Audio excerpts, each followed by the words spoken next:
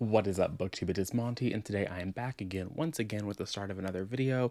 We are doing the mid-year book freakout tag, but before we get into the questions, which, we'll get to the questions in a second. I do want to do a little bit of a, just check-in in general, because I didn't make any specific goals videos, this year, and so there won't be like a halfway through the year, let's check in situation. The only goal, if you can call it that I made was to purchase one book a month, and I have to say that technically we have met that goal. I think because I did allow for like a rollover, so I don't think in January I purchased anything, and so then in February I bought two books, one for February and one for January, and so far I've only purchased, like I said, I think 4 titles, so we are on track with that, which means that this year I have only spent so far $86.93. I'm on track to not spend the $1,000 that I spent last year, but also just going over things that I've saved money on. The value of all of the books that I've read this year is somehow $1,500 so far, which is crazy. And then $769.86 is the cost of all of the library books that I have finished. Not the library books that I've checked out and returned practically untouched. So I'm pretty happy with that. And I've saved $1,600 overall. Looking at publishers, I think that this is probably the most interesting thing. I guess I should say that I've only read 60. I'm not gonna do that. I've read 66 books. Not only 66. 66 is a very large number.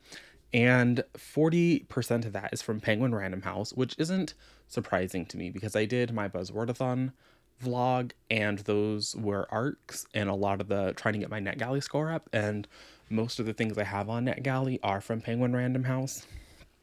The part that I thought was interesting is that 14.5% of my books is from Macmillan, and last year Macmillan was like my most read publisher. So of that graph, that's the part that is the most standouty to me.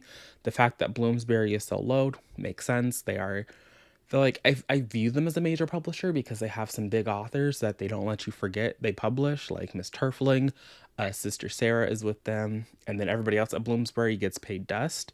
I do have a Bloomsbury title that we'll be talking about a little bit later. If we look at my books completed by month graph, as you can tell, I really kicked off the year on a strong note. I think I read like 17 books. I don't have the exact number on this graph, but I think that's what that number was. And then I think February, it is 16 books, and I haven't gotten anywhere near that since. April and May, there was a decrease. I think I read Babel in April, so of course there was going to be a slumpy slump after that. And then May, I just didn't want to read. I just didn't. But June, we have come back. I finished the Buzzword challenge in June. So after I had that, off my back, I was able to fully invest in all of the things that I wanted to read. I also like this look at my years published because, as you can tell, it's been a lot of new releases. I've read over 40 new releases, which is crazy. So most of the books that I've read out of the 66 came out in the year 2022. Looking at my reading versus listening, I've read 55% of the total number of pages with my eyeballs. This is a little bit incorrect because, as I recently talked about in my Love Hypothesis video, I recently had my Kindle, I had my phone. I've been using my phone to actually use the Kindle app, and I've been using the screen read feature to have it read my arcs to me for some of the ones I don't have audiobooks for. The Love Hypothesis and Live on the Brain Siri read to me, so it's not entirely accurate, but it's just an interesting graph I hadn't really thought about looking at before, so that's the thing. And then, as you can tell by this lovely rating graph, I have actually enjoyed a majority of the things that I have read this year. So this is just really to put to bed this idea that I hate everything. As you can tell, I have enjoyed most of the things that I've read. Even if you want to take a look at like the 3.5 and up and not look at like the 3-star and under, like I said, most of the things I've read this year I have enjoyed. Looks like pretty basic math to me. So love that. With all of that graphy goodness out of the way, we're just going to get into the questions, the reason that you clicked on this tag video in the first place, and not really so much like the statistical stuff that we had going on here. I'm still going to be looking at my phone just so I can read the questions. So that's what I'm doing if I'm looking down. I'm not going to answer them in the order that they are like listed out in most people's description, just because I don't really have answers for some of them, and some of them I'm not gonna talk about at all. Like there are some versions that ask you about your favorite book to movie adaptation this year. Don't really have one. Your like new favorite crush, don't have one. And then a book that has like made you cry, don't really have one there. So those are all questions that I'm going to skip. And instead I'm going to start with one that I've seen in a couple of people's videos. And it's the video that you've made this year that you're like the proudest of, essentially. And for that, I have to say my Buzzwordathon challenge video. I sat through like 5 hours of raw footage trying to cut things down. And while 3 hours is still an excessive length for a reading vlog, probably, I mean, I still love it. I love every second of it. I mean, there's some things that I wish were a little bit better. Like there are some like sound quality issues that I had while I was vlogging that like I didn't really become aware of until months after I had filmed that footage. And so like there are times that I wish that I had like finessed things differently or recorded some other time or done something different or organized the project in a better way. But it's fun. I like it. I probably will do it again in 2023. So yeah, that's the video that I'm the most proud of. And the fact that it hasn't flopped and it is like it's successful compared to most of my other content makes me happy. Next, I'm going to do, I guess we can go in order from here. I still want to do this first question first. I feel like that's a silly thing to do. And it's the best book you've read so far in 2022. For me, this has to go to Babel, or The Necessity of Violence, An Arcane History of the Oxford Translators' Revolution by R.F. Kuang. There's, simply put, no way that anything I read this year for the next 6 months is going to get anywhere near the absolute perfection that Babel is. Like, and I say it's absolute perfection. I was recently rewatching my vlog so I could put timestamps in for like people who want to watch it when the book comes out. And maybe to give early access to patrons here in a couple of weeks, so they could like skip over a lot of like the meatier discussions of spoilers that I had in there. And it's just like there's still some quibbles that I have with the book, and even though like the further I get from it, I'm not sure if I like feel as intensely about it, but I do think that there is an interesting discussion that happens at the end, and I understand we can't talk about it because people haven't read it yet and it would like ruin things, but I'm just like, would like to talk about it. Would definitely like to talk about it.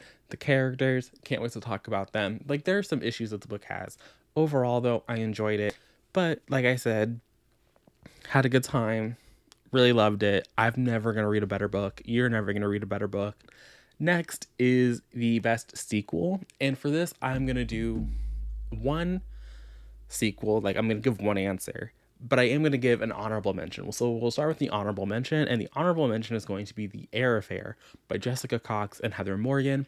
I read this at the beginning of the year for my reading like royal themed books video of it. Like it was supposed to be a romance, but the Royal We, which is on my shelf over here, the first book in this series, isn't really a romance as it is contemporary fiction. And The Air Affair picks up from there. And again, there's some issues that I have with that book, that like some quibbles, the way I felt certain plot elements were handled in the story. But I was rewatching that vlog the other day and I really liked that book. So I wanted to throw it in here just because I couldn't really make it fit into some of the other questions. So this is my way of kind of like sneaking it in. But the actual best sequel, and I've read a lot of good sequels this year, which is why I had to like sneak them in places, is going to go to The Burning God by R.F. Kuang. This is the conclusion to the Poppy War trilogy. I don't have an individual review for this, but I do have a series discussion. So I will remember to link that in the cards. This book was just firing on all cylinders. Like, there were. I've said this so many times, but after I finished this trilogy, I did go out and seek author discussions about I just wanted to listen to Rebecca talk, really. I think she's a brilliant mind. I like hearing her talk. I like the way that she vocalizes her ideas. Just wanted to listen to it. And so I saw some interviews from when it was like the Poppy War promotion period, and then when it was the Dragon Republic promotion period, and when she was getting around to promoting the Burning God. So I got to see the thought process at all of these junctures. And I think what really stood out to me was how she talks about how she always knew where she wanted the series to go.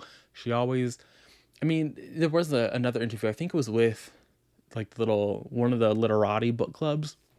This is one I watched recently, and she talked about how like some things did change, like the old, but the themes and the arguments were always the themes and the arguments or whatever that she wanted to make, and the Burning God was always the book that she wanted to write, and she enjoys, obviously. I'm let me not put words in her mouth. I'm going to assume that she also enjoyed writing the Poppy War, but she often refers to the Poppy War as like the boring prologue book that she had to write so she could get to these topics and discussions. And I just think that in the Burning God, you get to see that come like full circle, and you get to see all these discussions like start to roost, and you get to like dig in. I think that while Jade Legacy is still like the pinnacle of like conclusions for me, the Poppy War trilogy ending with with the Burning God is like very close second. Next is a new release that you want to read but you haven't read yet. And I'm going to go with the book that I remember very little about, but I do remember being interested when the publisher reached out to me, when Hachette reached out. And that is The Beloved Girls by Harriet Evans. The back of this book, just the first paragraph, is Catherine, a successful attorney, vanishes from a train station on the eve of her anniversary. Is it because she saw a figure, someone she believed long dead, or was it a shadow cast by her troubled, fractured mind? Dun dun dun. I remember being just like really enthralled by that, and I do want to read it, and they sent me this little arc. So I will. They really. Okay, I thought there was like a whole. Oh yeah, there's just a whole little bibliography in the back. But it's not too long. It's 430 pages. I'm excited to read it. So maybe at some point this year I'll actually get around to it. So that's one that I want to get to. That came out in May, on the 17th, I think is what the back of the book says. May 10th is when that book came out. The next question is the most anticipated release for the second half of the year. And this one is another book that I don't remember too much about. So this might also become a little reading vlog moment, is The 99 Boyfriends of Micah Summers. I believe this has to do with our protagonist who has like invented boyfriends, and now he's like has a real one, and there's something going on. I don't remember. Here's the cover. I'll try and remember to leave a Goodreads link down below. So yeah, I'm excited to read that one. Next is your biggest disappointment. And for this, I have another two-parter. The first one is because it's written by an author that I actually enjoyed. And it has like all of the elements for me to enjoy it, and I just didn't. And that was Just by Looking at Him by Ryan O'Connell. First of all, I would like to thank Simon for finally, after what feels like an eternity, sending me a book. But I do want to say that I asked them to send this to me in like January, and then I got this copy in the mail like 2 days before the book came out. So I was like, thank you. But also, what am I supposed to do with this? Luckily, this was a Libro pick, so I had the audio, which I had already downloaded before I knew this was coming. So I listened to it, and Ryan O'Connell does the audio. And I like him because I really thought that Special was like one of the only reasons worth keeping Netflix over. But this book just didn't work. It just felt very messy. I said in my Goodreads review that it was trying to be like literary fiction, but like the gay, messy version, and it just didn't click. And it felt like we were going nowhere, and the main character was going nowhere, and his journey was like just not good. And I think that it falls into this trap where the author and the main character share a lot of similarities, where they are both gay men with cerebral palsy that are writers in Hollywood. And it's just like, And I think that Ryan O'Connell is also a recovering alcoholic and, on his little sober journey or whatever. And that's part of what this is. And so it's like, thank you for taking your lived experience and putting it into something. But he also did that with Special. And it's just like, you can continue to do that. I don't think that Special was like about a TV writer. I don't remember what his job was on that show. But it was just like, let's find a new well. Like, let's find new depths, to tap. And so this just didn't work for me. I didn't like it. It was very weird at times. And it just, like I said, it was trying to be literary fiction and it just wasn't. And the next book that I think was disappointing is mainly because of the marketing. And that is Only on the Weekends. Oh, snap. We are... Okay, I think that's better now. And that is Only on the Weekends by Dean Atta. This book is just awful. And I take more issue with the UK cover, which I'm going to try and remember to throw up over here, because I went into this book expecting Black Boy Joy. I kind of vaguely understood there to be a love triangle romance situation. We are following our main character in this, Macintosh, as the start of the book, we find out that he is like being hounded by the paparazzi or something. And then it rewinds back and we get to see him starting this new relationship with the black character in this book who he's had a crush on for a while. I think his name was Kareem. Or Kareem, I don't remember. He was this character over here. And they're in this relationship, but they have like literally nothing in common at all. And Macintosh hasn't really tried to like forge any boundaries or like shared interests with this man. It's just like they're dating to be dating, and the black man is like vilified for being in the closet and on the down low, but he's not really on the down low because everybody knows. And he brings Macintosh to his house, and his uncle who he's living with knows that Macintosh is his boyfriend, and that's why Macintosh can't spend the night, because he wouldn't let Kareem's cousin wouldn't let her boyfriend spend the night. So like it's weird.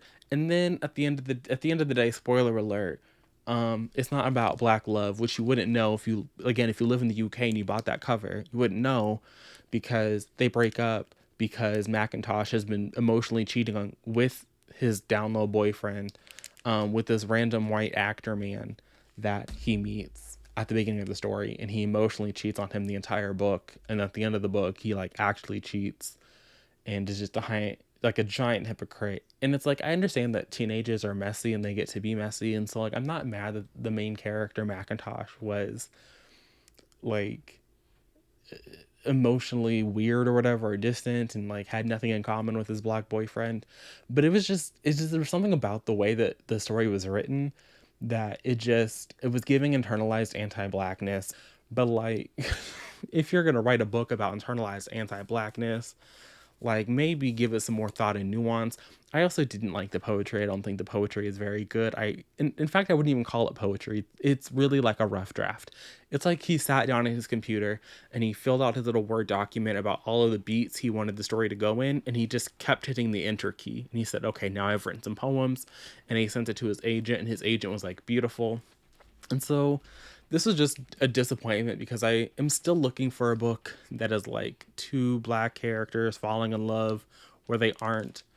Like there's like anti-blackness in this one, and then there's like just outward microaggressions and racism that they have to overcome, and it's just a bunch of foolishness. So I don't like it. I didn't enjoy it, and I probably will never read another Dean Atta book as long as I live. The next question is biggest surprise. For this, I'm going to go with Every Single Lie by Rachel Vincent. I read this for my Buzzwordathon challenge videos. I think it was actually the last book I read for that video. And this is a harder hitting contemporary story where we're following a character who at the start of the book finds an abandoned baby in a duffel bag at her high school, in the locker room. And she lives in a small town, and everybody thinks that she is the one who gave birth to this baby, that she didn't find this baby. And so everyone starts like attacking her and harassing her, and it's just her like dealing with this, like all the harassment that she's facing, while also trying to find like who actually gave birth to this baby, as the town is like ganging up on her and vilifying her. And it's a really hard subject to read about, obviously, about this dead infant that is found at the beginning of this book. But if you can stomach reading it, I think that it was excellent. The next question is favorite new author. Very easy. I think everybody's going to be able to guess. And for me, that's going to be Rebecca Kuang, author of the Poppy War trilogy and then Babel. Look, if I can merit, I've read a lot of authors' entire backlist. Well, not a lot, but I've read a handful of entire authors' backlist during my time on BookTube. And I did R.F. Kuang probably the fastest. I think I read the Poppy War trilogy over the course of a week, and then I got like the Babel arc the next month. And so I've read all four. She has another book coming out next year, Yellowface. It's another literary situation, another examination of race, this time in a more modern setting where there is no fantastical element. I think it's going to be brilliant. So if the publisher is watching, would like to read it. I'm very much looking forward to it. Love Rebecca Kuang. The next question is newest favorite character. For this, I'm going to go with Ava Wong from Counterfeit by Kirsten Chen. I loved this book. I loved the narration. I listened to it on audio. Ava is that girl. She did what needed to be done. Even Winnie, that duo, Ava and Winnie, you love to see it. It's the definition of girl bossing. It really does give Hustlers. So I understand why I think Hustlers is explicitly used in the blurb on Goodreads and like the pitch for the book. It's very much that, but with handbags. I have heard that reading it physically is daunting because the framing device of the narrative is Ava telling the story to a police detective. And so there isn't a lot of like dialogue that is distinguished by quotation marks in the physical, from my understanding. I think a lot of that again is because the story isn't so much a narrative as it is Ava just like telling somebody what happened. And so there aren't like conversations that are really happening. More, there are conversations that are being recalled in a witness statement, deposition type way. So that's the thing. But if you do have access to the audio, I think this is a good one to get. Is this the last question? No, we have two more questions. And the second to last question is a book that made you happy. For this, I am once again going to cheat, but it's the same author, so it doesn't feel as cheaty. And so I'm going to go with Rivals, which is the third book in the American Royals series, but I'm also going to include Inheritance. In that same video where I read The Error Fair, I also read Rivals by Catherine McGee.